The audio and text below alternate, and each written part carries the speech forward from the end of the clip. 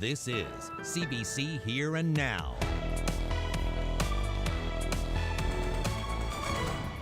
Good evening and welcome to Here and Now. I'm Peter Cowan. And I'm Carolyn Stokes. We begin tonight with the weather. Eastern parts of the island had its first real taste of winter thanks to that overnight storm. While schools and businesses had a delayed start today, many in St. John's welcomed winter with shoveling, snowboarding, and maybe a few groans. As Here and Now's Jeremy Eaton reports, for many it was a good old-fashioned snow day. This morning, St. John's was filled with the familiar sounds of winter. Lots of familiar sights, and a few things you don't see every day. International student Joe Wu has only been here for about 18 months, but the snow doesn't really bother him. Exercising, good for your body. But when the shoveling was done, it was time to have a little fun. Fresh snow is also good news for cross-country skiers and snowshoe enthusiasts in Pippi Park. For the first time this year, the North Bank Lodge had enough snow to open for rentals. It had hoped to be renting out this gear 2 weeks ago, but you can't really ski on grass. Staff say people were outside waiting when they opened earlier this afternoon. It's exciting. We weren't sure if the lunchtime rentals would work, but people are eager to get out, so it's good for us to see that. This year, the lodge will also be open more often. We are now open for some daytime rentals during the week. So on Tuesdays, Thursdays, and Fridays, we are opening at 12 o'clock noon. At Victoria Park in downtown St. John's, about a dozen 20-somethings took advantage of this gift from Mother Nature. It was a little bit overwhelming at first, but I got work off, which was nice, and it was a little bit clearing out the driveway and all that, getting the truck out, but it's nice to be out here now, enjoying the weather. White Hills has yet to open. Marble Mountain remains closed. So for now, this park is the best thing going. Me and the boys got up early, came out, we're doing a little bit of snowboarding. Ben built a nice jump here. We're trying to set one up on the bench behind us, and yeah, just sending it. With the snow down and more expected to fall this week, it appears winter is here to stay. And this crowd is all for it. Jeremy Eaton, CBC News, St. John's.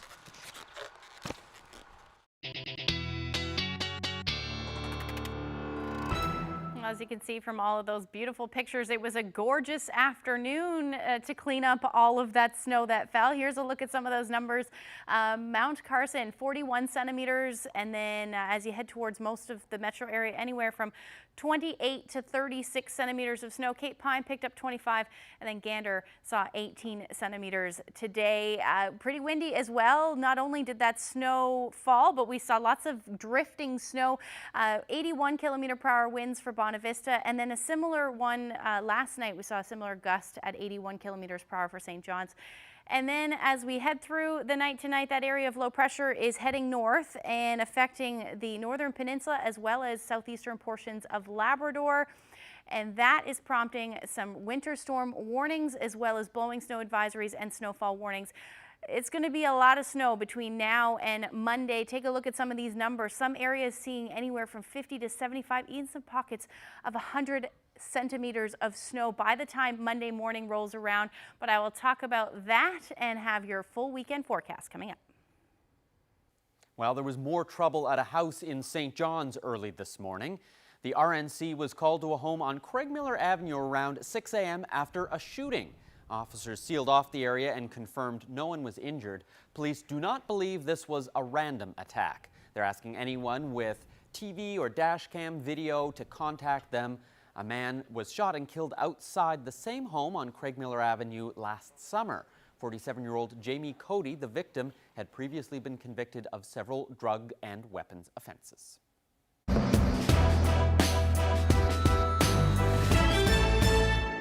Well, let's take a look at the election campaign now. The Liberals are on the Burin Peninsula today. The party is promising expanded cell service for rural parts of the province.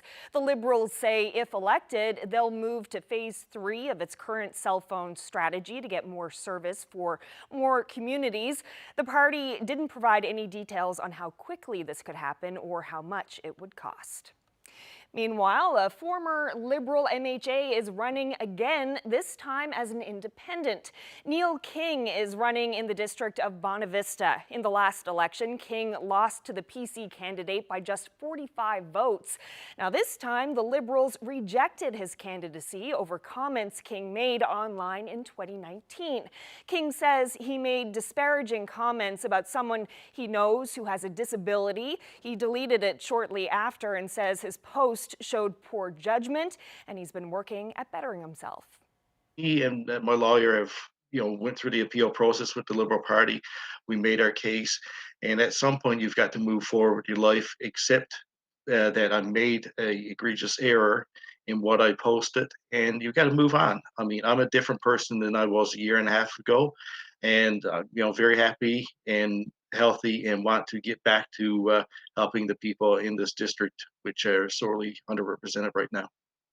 Now you can hear more of Carolyn's interview with Neil King, including the steps he says he's taken to address his mental health issues, coming up in about 10 minutes on Here and Now. And then our political veterans panel weighs in on this latest controversy later in the show. Meanwhile, the PC campaign directed its attention towards Ottawa today and what party leader Ches Crosby has dubbed a fight for fairness. With this province on the brink of fiscal disaster, Crosby says the best hope for recovery rests with the federal government, one he says he's ready to get tough with. Crosby was in Clarenville today on a campaign stop. That's where he laid out his list of demands from Ottawa. They include changes to the equalization formula to allow the province to qualify for hundreds of millions of dollars in federal cash. That the federal government purchases an equity stake in the Muskrat Falls project in order to ease the burden on electricity users, and that both levels of government work together to grow the province's shrinking and aging population. He also wants joint management of the fishery, similar to the process that's already in place for the offshore oil industry. And if the federal government doesn't do what he wants, Crosby says his plan is to take legal action. And we do have, as a province, legal rights under the Constitution of Canada, Section 36. We are entitled to a quality and level of public services at a comparable level of taxation to other provinces in the rest of the country. And if we have to go that route, then that's what we'll do. I'm not saying we have to litigate that to the bitter end, but while we're talking, we need to display that we can actually throw our weight around in legal terms as well. Well, NL Alliance leader Graydon Pelley will not be on the ballot in this election. He was running in the Humber-Gross-Morne district. In a statement, Pelley said the move comes after consulting with his family and his doctors. About a week ago, Pelley had a medical emergency which required surgery, so he temporarily suspended his campaign pending the outcome of the procedure. The party says because of time constraints around nomination deadlines, it won't be reopening nominations in Humber-Gross-Morne.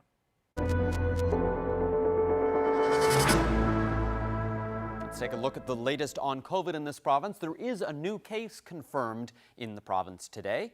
It's a man in the Eastern Health Region in his 20s or 30s. Officials say the case is related to international travel. The province has 7 active cases right now. Health officials are warning rotational workers of an outbreak at the Vallard Construction East-West Tie Project camp in Ontario. Some people from this province work at that site. Anyone who's returned from there in the last 2 weeks must self-isolate and call 811 to get tested. Meanwhile, health officials in Nova Scotia provided an update today on the COVID cases connected to Marine Atlantic. 2 employees have tested positive and the Blue Patties has been taken off the run. Dr. Robert Strang, who leads the Nova Scotia COVID-19 response, says all 60 of the Marine Atlantic employees potentially exposed have been tested, and other than the 2 cases already announced, everyone else has tested negative. Watching another area of low pressure heading towards the Avalon and then north. I'll tell you how much snow to expect with that one when I come back.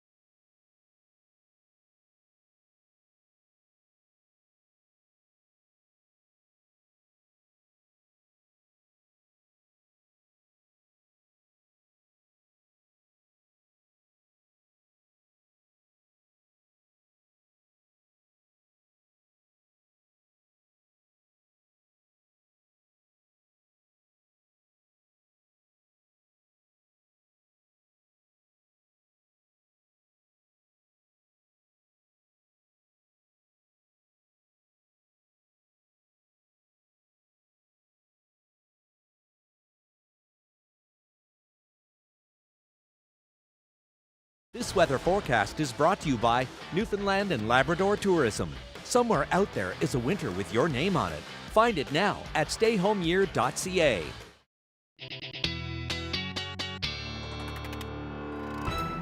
Well, it's weekend time. Lots of snow on the ground out there for people who love the snow. I'm sure lots of people will be out doing some winter activities this weekend. How's the weather looking tomorrow? It depends on where you are, but beautiful in the east where we just saw all of that snow. It's looking like you're going to have a great weekend to get out and enjoy that.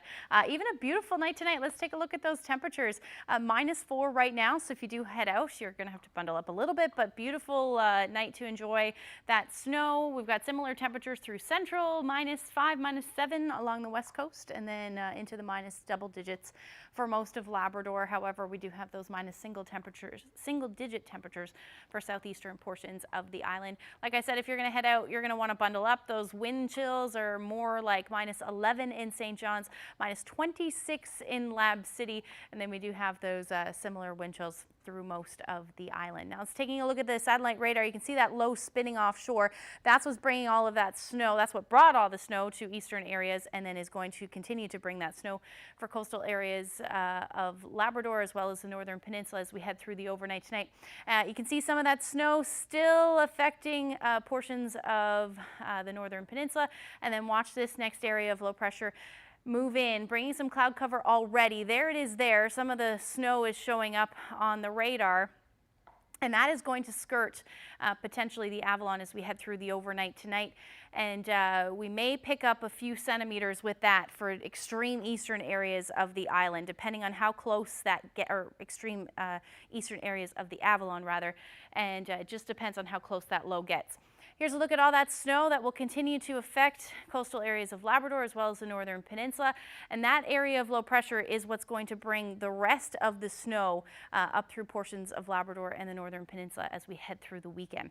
So here's tonight's forecast, -6 for St. John's. Those winds will be around out of the northwest, somewhere between 20 to 40 kilometers per hour. And then we're looking at temperatures dipping into the minus double digits for low-lying areas, hovering around the 0-degree mark for coastal areas of Labrador, and then -2 for Nain, and hanging on to those cold temperatures for Lab City tonight, sitting around -24. So watch that area of low pressure. It's going to pretty much take the same track except a little bit further offshore, and then head towards Labrador as we head through the day on Saturday. Nope. Pretty beautiful day expected for most of the island, a mix of sun and cloud for most of us. Some onshore flurries will continue along the west coast. And then all of that snow moves back in again Saturday night into Sunday, and continues through most of Monday as that area of low pressure moves further onshore, but not a whole lot happening across the island. So that's good news. It'll be fairly quiet. Temperatures are going to be around where we should be sitting, maybe even a few degrees below, -3 for St. John's. Winds will be a little bit more brisk tomorrow. So winds out of the west about 30 to 50 kilometers per hour, a little bit warmer towards central by a degree or two. And then we're looking at those onshore flurries yet again with southwesterly winds 30 to 50 kilometers per hour along the west coast. And then continuing to see those strong winds and blowing snow, and snow continuing for Cartwright, sitting around the 0-degree mark. Want to show the snowfall accumulations just one more time. This takes us through Monday morning. Look at all these areas seeing anywhere from 30 to 50, even pockets of 50 to 75, even some pockets as high as 75 to 100 centimeters of snow. And again, that's through Monday morning. Most of the northern peninsula, you'll see somewhere between 30 to 50 and significantly less. However, in some of those long-range mountains, you could be seeing 20 to 30 centimeters of snow. We're going to stay in this cold pattern for a little while. This takes us through to Monday, so cool temperatures continuing along with, so the snow really isn't going anywhere as we head into the middle of next week, with temperatures on Sunday back into those minus single digits. More sunshine expected for the east, a few flurries possible for central, and then some peaks of sun as well for the west coast. But again, those onshore flurries will continue into Monday.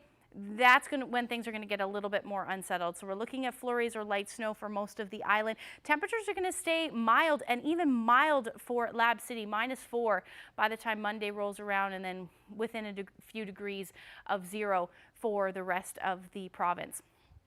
And then as we head into Tuesday and Wednesday, again, things are going to stay unsettled for St. John's and Eastern Newfoundland. We're looking at the chance of flurries right across the board, hovering around 0 or just above. So right around where we should be sitting this time of year.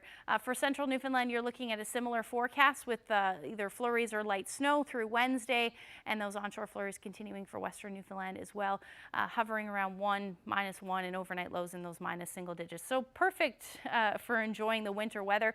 For Eastern Labrador, similar temperatures. This is well above where you should be sitting this time of year, -5 by Wednesday, and then staying in those single digits for most of Western, or Lab West rather, with flurries by Wednesday, just looking at some cloud cover. I wanted to share this photo. Beautiful shot there from St. Lunaire Griquet. Thank you so much to Will for sharing that one with us.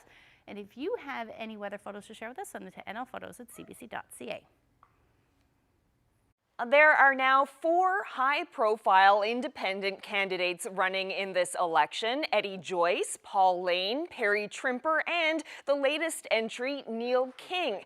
All 4 candidates are former Liberal MHAs. In the last election, King lost to PC Craig Pardy in the district of Bonavista by a very narrow margin, just 45 votes. Now, King wanted to run for the Liberals again in this election, but he says the party rejected him as a candidate because of comments he made on social media in August of 2019. Neil King joins me now. So, Mr. King, you didn't pass the Liberal vetting process because of a Facebook post. What exactly did you write? It was a very derogatory post, and I've owned up to it. It was a family issue that stemmed back some time. I immediately took down the post, made a public acknowledgement of my mistake and an apology, and I've moved forward from there. I was at a pretty dark place in my life with anxiety and depression. And early in 2020, I've actually been able to, I reached out to Veterans Affairs, and I was diagnosed with chronic anxiety with depression and panic attacks stemming back from my service in Afghanistan in 2009, 2010. From there, I've been on a mental health rehabilitation program with Veterans Affairs, seeing a psychologist every 2 to 3 weeks, and I've got a great support system with family and friends, including my therapist. So I feel happy, I feel healthy, and I'm ready to move on in my life and put the negative things that I've did in the past. And certainly not proud of the comment that I posted, but certainly I've moved on from that and want to move forward in my life.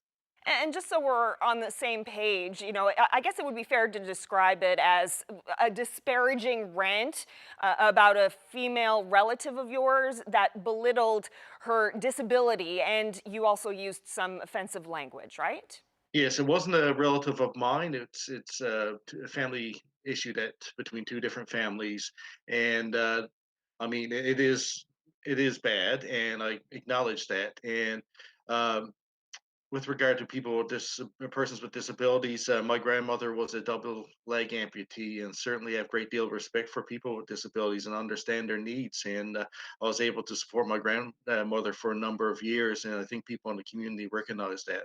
Like I said, it was a poor lapse of judgment during a pretty dark time in my life, and all I can do is apologize and move forward. And respectfully, you say that you were struggling with mental health issues when you wrote that post, but does that somehow make what you wrote more acceptable or more forgivable? No, it doesn't. There's no excuse for the post that I wrote. However, I've taken steps to improve my mental health so that the anxiety and angry moments don't happen. Me and my lawyer have, went through the appeal process with the Liberal Party. We made our case, and at some point, you've got to move forward with your life, accept that I made a egregious error in what I posted, and you've got to move on. I mean, I'm a different person than I was a year and a half ago, and very happy and healthy, and want to get back to helping the people in this district, which are sorely underrepresented right now. Now, the Liberal campaign co-chairs didn't want to get into the specifics over why they denied your candidacy, but they did say that you had, quote, significant lapses in judgment. What do you make of that? It was a lapse in judgment. I think I've been very open and honest about this, so I've tried to move forward. I've worked hard for the people in the district of Bonavista as an MHA for the Liberals, and I'm at a point in my life where I want to move forward and I can do some great things out there, even as an independent. Look no further than the people that you mentioned, Eddie Joyce, Perry Trimper, and Paul Lane. They're doing great work for the district. So I want to take the negative that the Liberals have handed me and move forward and make it a positive for the good people in the district of Bonavista. Were you surprised that they rejected your candidacy? Yes, I was. I've been very open and out front with my nomination papers. I put the incident there, and the Liberal Party seemed to be more concerned about the negative media feedback that they may get from the incident, as opposed to restorative steps I've taken to make myself a better person. What does it say about the Liberal Party that 4 former Liberal MHAs are now running as independent candidates? I think it speaks for itself. It shows that they're afraid of any sort of negative media coverage that they would get. It shows that they're not able to work with people to overcome issues, and I see that firsthand. It's a party now that is isolated in St. John's, and I've got nothing against people in St. John's, but talking to Liberal supporters in this district since this decision came up, they're very upset. The Liberals in the district of Bonavista wanted an opportunity to vote for the person that they wanted, and they weren't given that opportunity based on the decision made by the Greenlit Committee, and then further on from that, the Appeals Committee. So the Liberals have essentially canceled you. Why should voters vote for you? I think voters, are pretty forgiving. I own up to the mistake I made. I've sought restorative measures to make myself a better person, and people look at the job that I did while I was MHA for District of Bonavista. I was able to accomplish quite a bit, and I want to carry on with that good work. There's quite a bit of work to be done, and I've got the track record to keep that going. And still have friends within the Liberal caucus that certainly would be willing to help me out. Well, Neil King, thank you so much for speaking with me about this today. Thank you very much, Carolyn. I appreciate your time.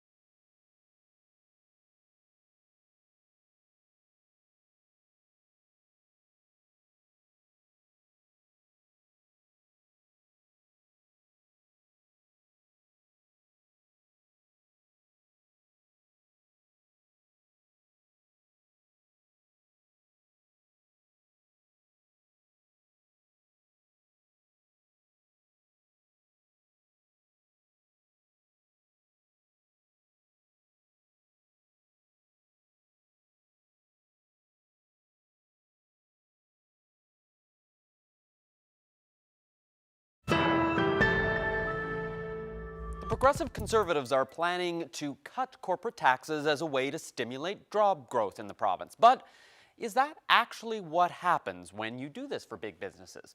Well, David McDonald is a senior economist with the Canadian Centre for Policy Alternatives, and he studied this area. He's in Ottawa. Thanks for joining us. Thanks so much for having me.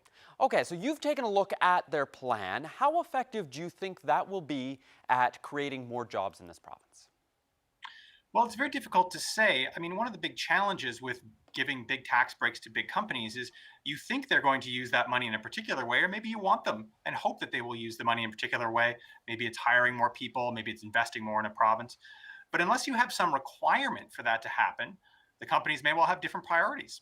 So companies today have all sorts of different priorities that aren't necessarily hiring more people in Newfoundland. Big employers in Newfoundland likely have operations across the country. And so they might be just as likely to take this tax gift and invest it in Alberta, or invest it in paying out to shareholders, or boost their executive bonuses because they've got this windfall of additional money. There's no requirement here that they actually spend it on jobs in Newfoundland. Do you think the promise there that there will be 1,000 new jobs created, is that realistic? Well, again, it's difficult to say. I suppose if every penny of this tax gift to big companies was spent in Newfoundland, it's possible you create those jobs. Of course, that may not be those companies' priorities. I mean, if you're just giving them free money, they may well spend that money elsewhere. What do you think a more effective way might be if government wanted to take this money and say, you know, we want to incentivize businesses to create more jobs here? Well, I think the concern here may well be that particularly for employers with big payrolls, this may not be the fairest approach. So you could have an employer with a big payroll that's not doing very well. Maybe they're not even making money. Maybe they're not making a profit. They would still have to pay the full amount of this. Whereas a company that's doing very well but just doesn't employ many people wouldn't pay very much through this at all. And so probably a fairer approach is corporate income taxes, which is charged on profit. So if you're doing really well, doesn't matter how big your payroll is, but if you're doing really well, you pitch in a little bit more into the pot through taxes. And so an interesting proposal would be if there was some concern about this particular payroll tax, would be reduce the payroll tax, but increase the corporate income tax by the same amount, so that the provincial government isn't better or worse off. And then if you're, and you remove that disincentive towards large payrolls, and then use the money in another way that's far more directly tied to improving employment, say, for instance, reducing barriers for women to go back to the workforce through more affordable childcare, hiring people directly to do things that need to be done, say, in the healthcare system, for instance. Well, an interesting perspective. Thanks for sharing it with me. Thanks so much for having me.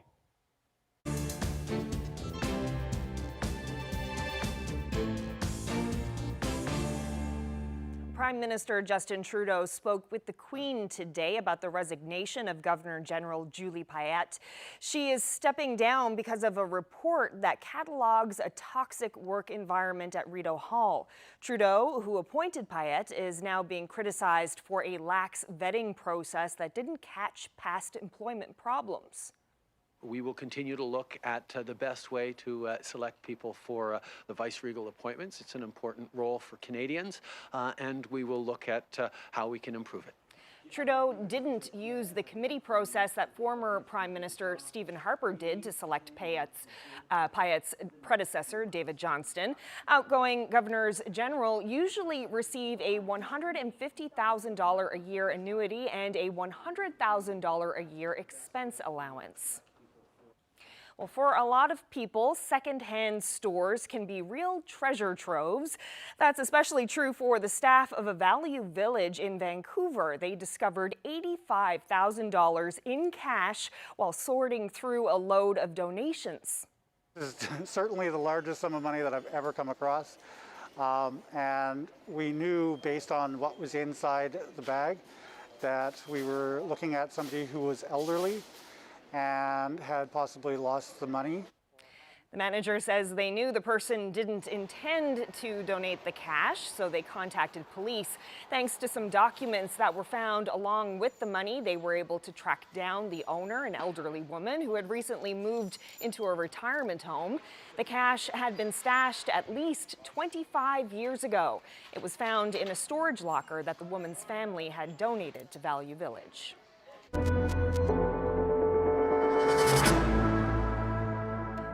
Questions are being raised about transmissibility and variants of the COVID-19 virus. Many scientists expect current vaccines will be effective against the recently discovered mutations, but as one expert says, there are still many unknowns.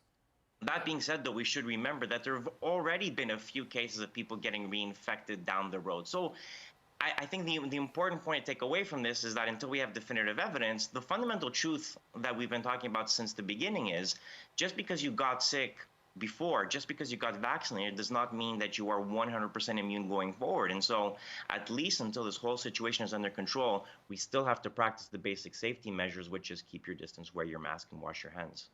There have been more than 97 million cases of COVID-19 reported around the world since the virus took hold more than a year ago, and the death toll has climbed above 2 million. 19,000 of those are in Canada.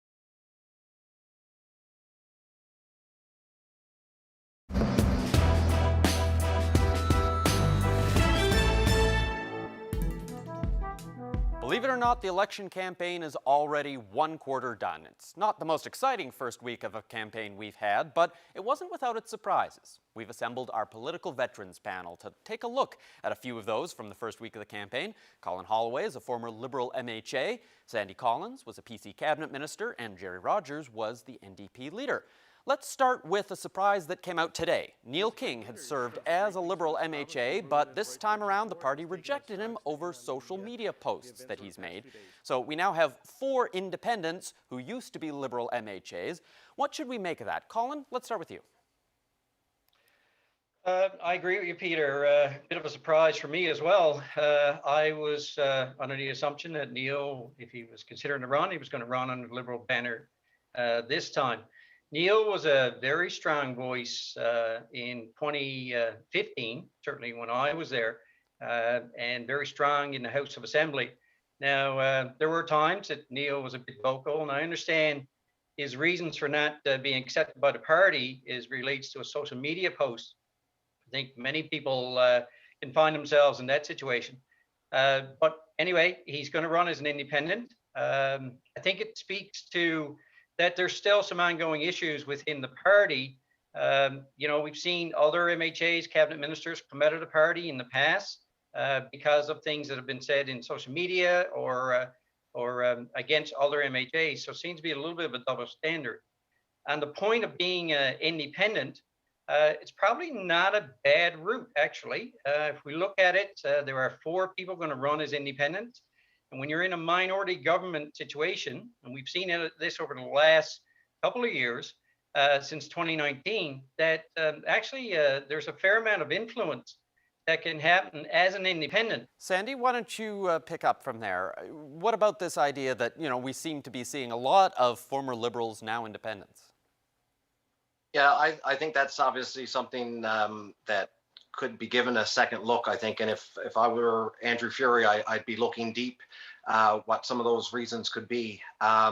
With regards to Neil, I don't know all the details, but, being familiar with Neil and having, I guess, known him on some level over the last number of years, this is not the first time he's been involved in incidents on social media and some others as well. So I don't know really if I'm surprised as such. I think with Neil King running as an independent, it does great things for the incumbent because it's going to split that vote even further between your NDP candidate, your Liberal, and your independent. And Neil was a strong candidate, so he will certainly draw some votes, as will the person running with the Liberal banner. Okay, so each of you has picked out a surprise for this week. Jerry Rogers, what surprised you in this first week of the campaign? Well, I was really surprised to see the Premier try to defend himself and justify why he called this election so quickly and without really giving the people of Newfoundland and Labrador an idea of what he stands for and what his vision is for the province. Look, what is he running on? And the Green Report, we're not going to see anything till the end of February. And then he's saying, well, then it's going to be collaborative. We are all going to have to work on this together. But it's going to be like, here, I'm giving you your steak. I've cooked it now. How do you want your steak cooked? He has been so disingenuous about this. And I wonder, what is he afraid of? What is he afraid of? Why could he not have waited until some of the process of the economic recovery had been done? But also the disingenuous about really it being a consultative process. But to see him scramble on social media, because I believe he realizes that he has made a big mistake here. And then again, the coy approach, he toyed around the idea of when the election would be called. Colin, what do you think of this approach and this strategy that we've seen by the Liberals in the first week? Last week I said that I think all 3 parties needed to take some time to get a platform out so that the electorate had an understanding of what they were voting for. In terms of the Green Report, there is some confusion. I think that's gone out to the people of the province. If you look at mandate letters that have gone to cabinet ministers and they're been directed to implement the recommendations of the Green Report. Now there's a talk of they're going to go out and do consultations. I think the language needs to be clarified to the electorate of the province so that they know exactly what this process is. I know there were messages that were sent out internal to the party that talked about the Green Report will be debated in the House of Assembly. So for people who need to understand and want to understand what this process is going to look like and how these recommendations are going to influence a budget, I think that clarity needs to be provided long before the election day comes. Okay, Sandy Collins, let's move on to your topic. You were surprised by something in your own party this week. What was that? Yeah, well, in light of current polls, you only have to look at December's poll, I think by NQO, that showed the PCs 40 plus points behind the governing Liberals. Going into an election, you would think that would transfer over to unwillingness to get candidates to run or unwillingness by candidates to run. However, we've seen something very different, and it was only a couple days within the campaign that the PCs had a full slate of 40 members, an impressive slate as well, very diverse, impressive. I think that speaks volumes. In contrast, the governing Liberals, who by many pundits would be said to be on their way to a majority government, at least if you look at the polls leading up to the election, an election they called, they weren't ready with their full slate until a week in, which is very telling, because I think if you look back at 2015 and the election of 2019, that's a very different story where you had multiple races. Liberals were fighting over one another to try to get that nomination because they saw that they were going to form government or keep government. And so I think this again may be very telling. So Liberals do have that full slate of candidates. Jerry, looking at the NDP, they're still struggling to try and get up to that 40, but still well ahead of the 14 they had in the last election. What do you make of that? Well, you know, democracy is messy, and particularly it gets messier around elections. I am really impressed. There's some fabulous candidates that the NDP has right now. I think that's what's going to be kind of interesting. What's going to be happening in some of the individual districts? Colin, your surprise this week was actually related to the NDP and their candidates. So what stood out for you there? I was a little surprised to see one of the candidates from the West Coast who, decided to, I guess, step out of the election, step away from the election, and largely because he had, She did not call me. on the media that he had some difficulty with Alison Coffin as leader of the NDP, not speaking publicly about the PET scanner in Corner Brook, the new hospital in Corner Brook. So while we all know that there is turmoil that happens within parties, and I don't think any party is immune to that, but I think the timing here is a little off. So it speaks to that maybe some internal challenges, much like that was going on in 2014 for the NDP. But the internal challenges may have some negative impacts now on the NDP and the kind of percentage of the vote or the successful election of individual MHAs in this election. Jerry, what should we make of the fact it's not every day that you have someone who was going to run for the party come right out and say, we think the leader should go and there needs to be a leadership review? How much does that hurt? Well, again, I think what we're going to see is we've got some very strong candidates in some of the districts, and there are more coming on board. And it will be the people. It will be the people who are responding to the candidates in each district that will decide. An interesting discussion. Thanks so much to all of you for sharing your insights with me today. Thank you. Thank you. Thanks, Peter.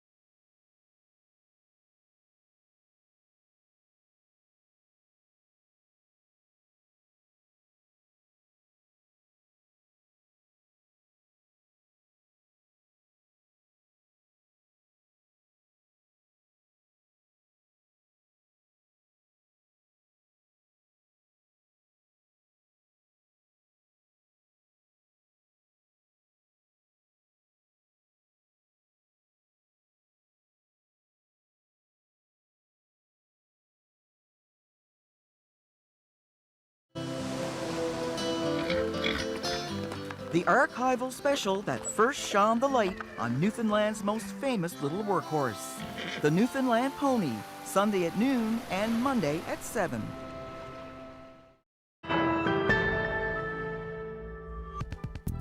Let's take a look at some birthdays and anniversaries this week. Happy 61st anniversary to Helen and Philip of English Point, Forto. Happy 63rd anniversary to Clarence and Joy Squires of Deer Lake. Wishing Charles and Alice Hanrahan of St. Philip's a happy 60th wedding anniversary. It's also a 60th wedding anniversary for James and Leah Jane Clark from Corner Brook. Wishing Walter and Gladys Osmond of Port aux Basques a happy 66th wedding anniversary. Happy 57th wedding anniversary going out to Stephen and Myrtle Gregory from St. John's, now living in Paradise. Congratulations to Rhodey and Susan Smith on their 50th anniversary. Originally from South River Conception Bay, they're now living in Ontario. Will and Shirley Temple of Sunnyside are celebrating their 59th anniversary. Congratulations. Happy 50th anniversary to Bill and Rosemary Drover of Shearstown. Anniversary greetings going out to John and Greta Michelin of Rigolette, Labrador. They're celebrating 60 years of marriage. Happy 59th wedding anniversary to Tom and Florence Snow of Victoria. Happy 58th anniversary to Arch and Shirley Butler of Port Rexton, now living in Torbay. Happy anniversary to Wallace and Ruth Brown of Glenwood. They're celebrating 62 years of marriage. Harold and Joy Batstone of Jackson's Cove are celebrating their 63rd wedding anniversary tomorrow. Happy 55th anniversary to Phyllis and Ed Butt. Now to some birthdays this week. Happy birthday to Evelyn Genge. She recently turned 92. Bill Blake will be 94 tomorrow. He was born in Baytona, now lives in St. Catharines, Ontario. Happy 99th birthday to Elsie Pratt of Fox Roost, now living in Williams Lake, BC. Happy birthday to Bruce Simmons of Greens Harbor, who turns 95 on Sunday. Birthday greetings to Nigel Smith of Bishop's Cove, who turns 90. Wishing Jessie Suley of Heart's Delight a very happy 94th birthday. Happy 90th birthday to Hilda Pike, living in Corner Brook. Happy 97th birthday to Marion Piercy, celebrating today. She's a war bride from Edinburgh, Scotland, and now lives in Paradise. Happy 90th birthday to Mabel Stokes of Lumsden, who lives in Wesleyville. Happy birthday to Josiah Butt of Brooklyn, who's celebrating his 91st birthday. Happy 93rd birthday to Walter Chaffee of Musgravetown.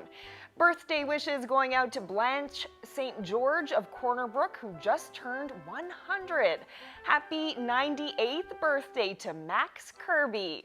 Happy 95th birthday to Bridget Corcoran of Labrador City.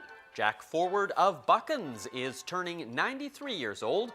Wishing Annie Perrier of Buckens Junction, now living in Buckens, a happy 92nd birthday. Alma Carter will be 101 years old. She's from Corner Brook, but now lives in Paradise. Bertha Parsons also has a big birthday. She is celebrating 102 years old. She was born in Salmon Cove, Carbonear, but now lives in Paradise. Happy 102nd birthday as well, going out to Ned Abbott from Ragged Harbor. Major Annette Vardy will be 103 on January 25th. She lives in St. John's. Congratulations once again to everyone. Now that last birthday greeting was extra special. I've had the pleasure of meeting the soon-to-be 103-year-old Annette Vardy on a couple of occasions. She shared her incredible lifelong love story about her fiancé who went to war at age 22 and died on the way home, and how she never loved again. I was also there 3 years ago for Annette's 100th birthday party. Yeah, she showed that age really is just a number. We thought, since there are fewer parties this year, it would be nice to revisit that story. From 2018, here's Annette Vardy's 100th birthday.